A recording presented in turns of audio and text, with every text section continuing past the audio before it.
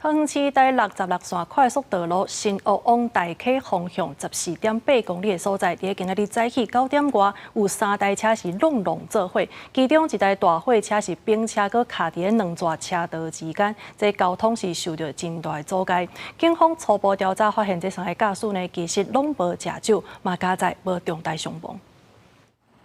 这架货车并去，规个倒伫两条车道顶悬。桃园市第66线快速道路新屋往大溪方向14.8公里的所在，日时早起9点外发生货车、南马空车、甲轿车3台车的事故。经过检测，这3个驾驶酒测值拢是0。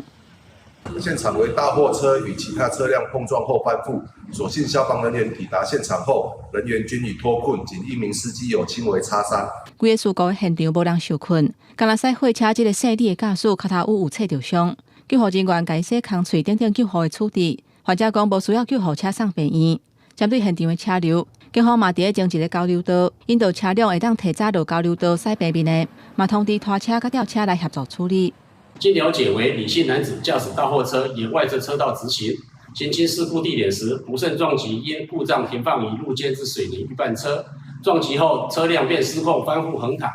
同时碰撞内侧直行之自小客车。针对这件并车的事故，因为分局表示，初步了解，原底伫咧路径有一架故障的南马空车停伫遐。不过，这架货车因为驶伫咧外口的车道，无细时刷弄着停伫咧路径的南马空车转并去，了后阁牵连着这架轿车，也若详细案情还要厘清。